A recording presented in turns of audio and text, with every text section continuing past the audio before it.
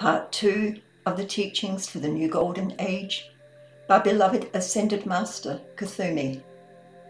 Preparing Teachers for the Golden Age. Gaining Ascended Master Consciousness.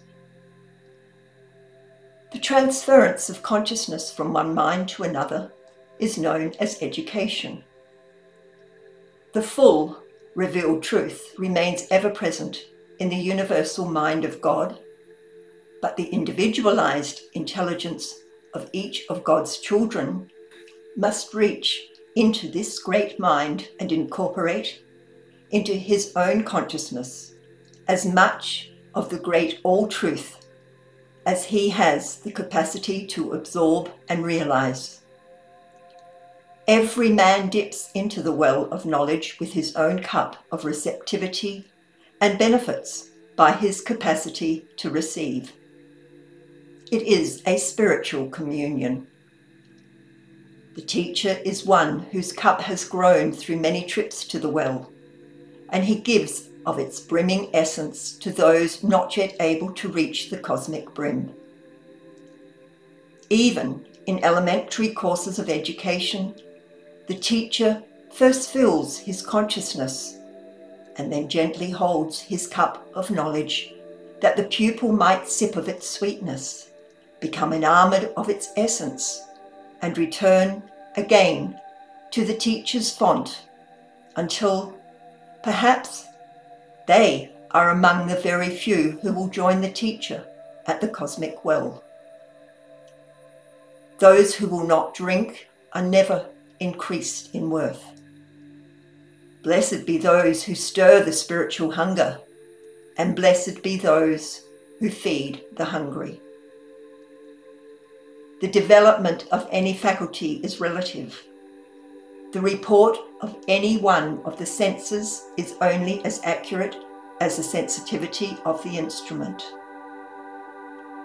A master musician is able to detect tones and shadings of which the average man would be blissfully unaware.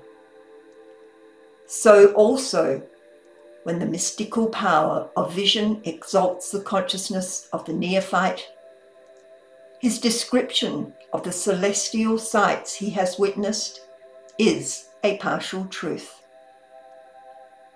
The reports of the visionaries of the centuries vary according to the development of the consciousness utilizing the faculty. The wailing of the prophets, the soothing vibrations of the Psalms, the wrath of Jehovah, the love of the Father, all result from the reports of the uplifted visions of individuals whose varying degrees of awareness have resulted in the confusion of the masses and the constant cry of lo here and lo there. Man must not be discouraged from exercising his power of vision, nor from enjoying and respecting the reports of the visionary. However, he must be warned that, like the guide on the Mount of Attainment, each new vantage point will yield a new panorama, and all the guides are not at one point at one time. The particular guide whom a number of life streams are following in consciousness will perceive that portion of the path directly concerned with the progress and safety of his charges, and his vision will be sufficient for that group. But there are other groups and other guides so far above them that they look like little specks on the shining apex of the mountain. The initiate must be trained to center his consciousness within the rhythmic life flame in the physical heart, and from this premise, consciously delegate the energies to the body required to perform a specific function in the activities of manifest life. Most men are off balance because the vital essence of their consciousness lies either in the emotional body, the physical body, or the mental body, and, in the case of the fanatic, in the etheric body. Thus, you have a four-wheeled chariot, with the charioteer riding under the rim of one of the revolving wheels. It is no easy task to disengage the consciousness from the center in which it has housed itself, sometimes for centuries, satisfying particular appetites of a physical, mental, or emotional nature. But that is the self-imposed responsibility of the guardian brothers. When the intellectual consciousness accepts the presence of God within the very life that beats the heart, the student is then ready to step forth upon the spiritual path. The spiritual beings who form the silent watchers of the expanding light in the hearts of men then apply to Lord Maitreya or myself for a teacher for such a life stream. This teacher provides ways and means by which the student is encouraged to contact his inner presence, and through the happy experience which such a contact brings, endeavors to create and sustain an active connection between the outer self and the God intelligence which sustains the physical form. If the teacher, at any time, deviates from the relentless task of driving the individual's consciousness back again and again into association with a reliance upon this inner presence, or if the teacher causes a student to lean upon a source outside of himself, such a teacher has failed in a large degree.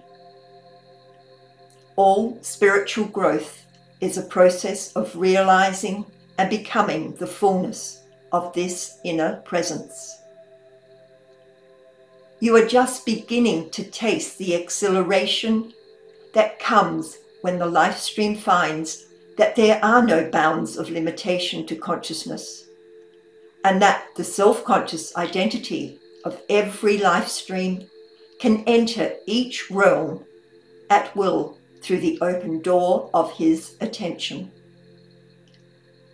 There is neither height, nor depth, nor width to the realm of consciousness, and there is no barrier to any part of life who chooses to function consciously in any realm or state of consciousness, except that the vibratory rate of his own life stream must correspond to and become one with the vibratory action of the sphere in which he wishes to dwell.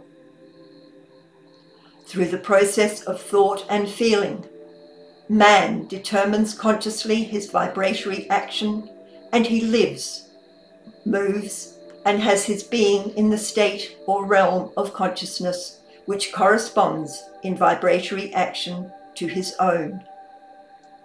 The average man, therefore, in the progress of an ordinary day, functions in many states and spheres of consciousness, moving like an ascending and descending elevator.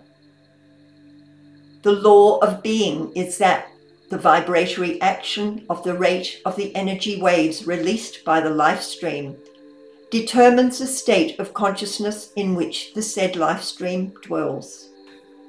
You have learned how you may set a pattern of your thinking and feeling process through a call to the Ascended Masters, asking them to center themselves within the distributing center of the energy belonging to you, and your energy will follow the pattern of the Ascended Masters, which will automatically quicken the vibratory action of your world and raise you into a higher octave or state of being.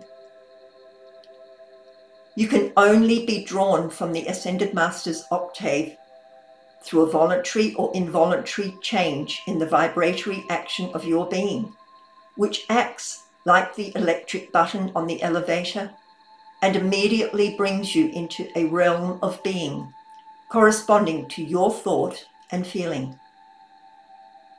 The Ascended Masters maintain their being in the Ascended Masters consciousness because they will not allow the energy of their life streams to be requalified with less than perfection. They are masters of the energy in their own world and function in those spheres which they deliberately choose to enter by the conscious control of the vibratory action of their life streams. When an Ascended Master chooses to become physical and tangible at any point on the Earth's surface, he immediately qualifies the energy passing through his body with a slow rate of vibration, which makes the form visible to the physical sight. When he has completed his service there, he merely quickens the vibratory action of his vehicle, just as the pilot sets the propeller of a plane in motion. The Ascended Master does consciously and under the direct control of his own directing intelligence what mankind does unconsciously. The Master, however, in lowering the vibratory action of his body, keeps it polarized through love, and love, being the natural projection of life, does not allow the vibratory action of the sphere in which the Master visits to influence his pure vessel. Your consciousness is a canvas of the mind, and there is no limitation to the perfection you can draw thereon. You may have towering mountain peaks, great crystal lakes, or verdant plains. You may dwell in palaces or cottages, as you choose, and there is no time nor space in consciousness. Your exquisite freedom will give you a foretaste of what it is to dwell always in this realm of perfect expression. Experiment with your powers of creation in the realms of consciousness. Open your consciousness like a sun to the outpouring of our Ascended Master light, knowing that your freedom comes when you come to an understanding of what consciousness and your relation to it is. The only difference between an Ascended Master and a student is the quality of thought and feeling. Each has the same creative power, the same free will, the same energy to use, the same tremendous ability to mold that energy according to one's own particular design. The feeling world contains 90% of the energy of the life stream. If the feeling world is permeated with the Ascended Master's consciousness, faith, and power of light, the energy of that one's life stream will follow the decree and bring almost instantaneous fulfillment. Looking at the students, we see a certain intellectual knowledge and acceptance, 10% of your energy, and a wild, ungoverned mass of life, your feeling world rushing hither and thither with every wind and tide. If you put a scale before you and place your mental accretion on one side and your feelings on the other, you would find that the 90% far outweighs the 10%.